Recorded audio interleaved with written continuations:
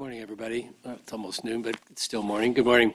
I'm Larry Sipos. I work in the Office of the Assistant Secretary of Defense for Health Affairs within the Department of Defense.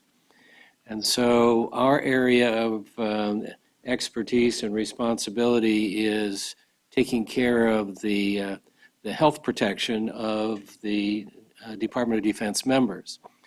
So question might be asked is then why are you here today? Because this is about what's going on in West Africa. But our particular role has been part of a DoD-wide effort that was started when the president in September said, DoD, we want you to go out and support the USAID people in West Africa with the things that you can help them with. We were not asked to provide medical care, but we were asked to respond in areas where we could contribute. And so we started out, as most of the department always does, is we created a command and control structure that was going to manage the number of people that we were going to send into theater. We expect, I think we have a little over 2,000 people there now. Numbers may rise as far as 4,000, but it's always important for us to have a structure that allows that we know who's in charge of what within the group of Department of Defense members who are sent over. And so those of you who are familiar and probably already know the Operation United Assistance is the name that we've applied to this. We always have to have a name, otherwise we wouldn't be able to go anywhere. We have a general officer in charge over there, and all the functions that we provide are coordinated through that individual and with the local community, but either the country, in the case of Liberia, it's where we're primarily focused, with USAID, with the other NGOs and whatnot who are in there. But our focus is from there to actually the DART team that's set up by the State Department is really our primary interface. We were given, I'll say, three primary responsibilities in order to support. And the first was logistics. That is one of our strengths. We do have strong logistics programs. And clearly from our first panel member, you heard how important the logistics are to us. So the first thing we had to do was try to figure out how to get these massive amounts of products, supplies, and equipment into country, because the infrastructure there wasn't necessarily built to accept the kinds of aircraft and machines that we needed to put there. And so we actually have set up the staging base in Senegal, where there was a location where we could drop large pallets and start moving them into the affected countries. So that was one of the primary things. The other was we were tasked to put together a 25-bed hospital to provide support to the healthcare providers who are in theater. And that was, I believe, came active there in Monrovia early in November, I think the 8th of November, if I remember the date correctly. So that was primary. The other thing is just trying to get supplies and equipment there. We have, under an agreement with USAID, we are in the process, we, the Department of Defense, not Larry Sipos or Health Affairs even, but the Department of Defense is in the process of buying 1.4 million sets of PPE so that we can start shipping those into theater and relieving some of the stress of all the individual organizations trying to go out and actually end up competing against each other to obtain those same kinds of products. So that's ongoing. I believe the first 50 or 60,000 sets are due to come out this month, and they will be stretched over as fast as we can get them purchased, shipped, and make sure that they can be used and not lost in the process. So that's kind of the logistics area. There are other logistics pieces too that we could talk about. The second piece that we were tasked to take on, I'll classify as engineering. We were actually asked to build 12 Ebola treatment units.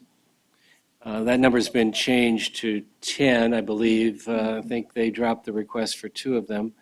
And were originally going to be 100-bed units.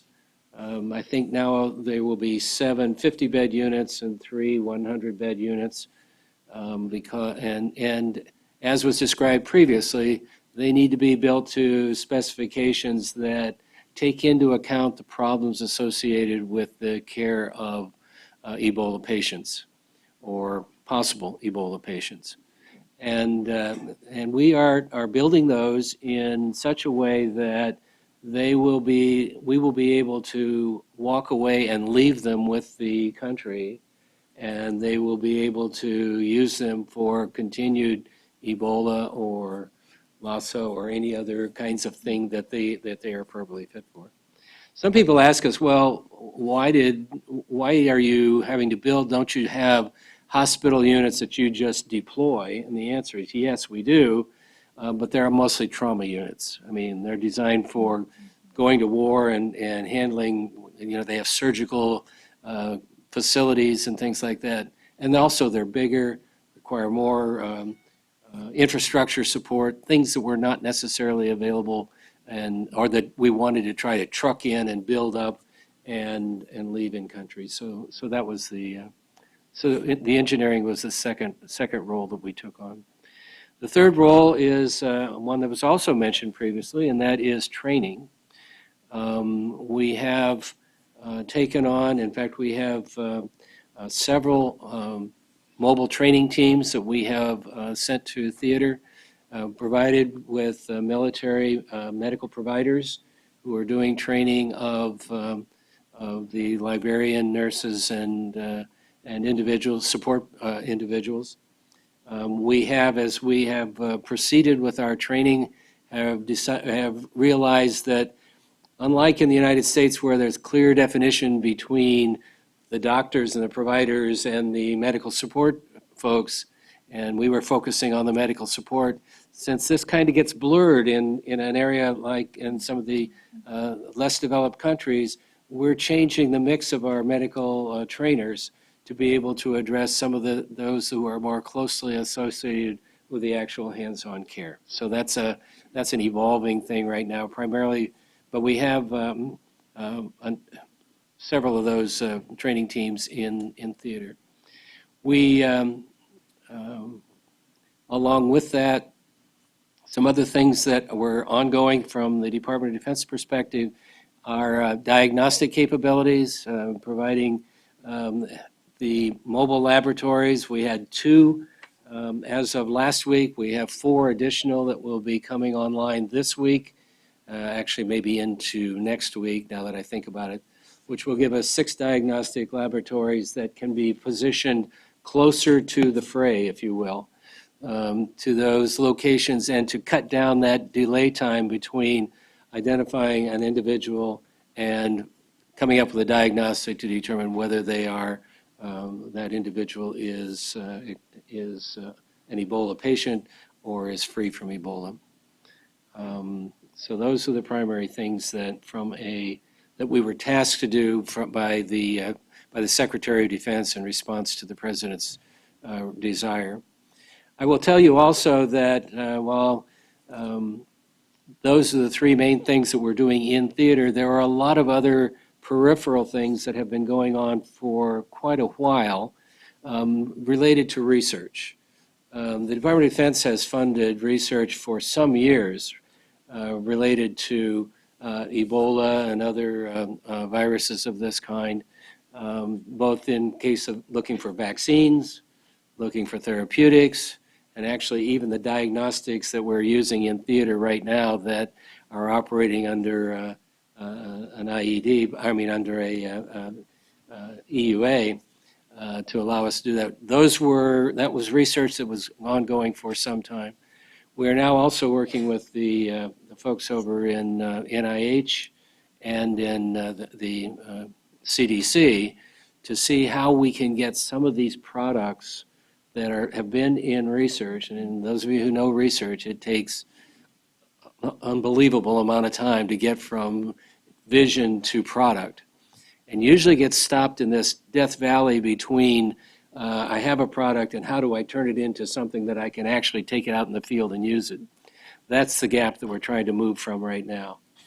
And the third thing related to that is sponsoring Ebola clinical trials, taking advantage, hate to say it that way, but taking advantage of the fact that we have populations now that we can look at what the effects are of some of these products that we have in research. So anyway, that's the DoD story at the moment, and I will wait for questions also.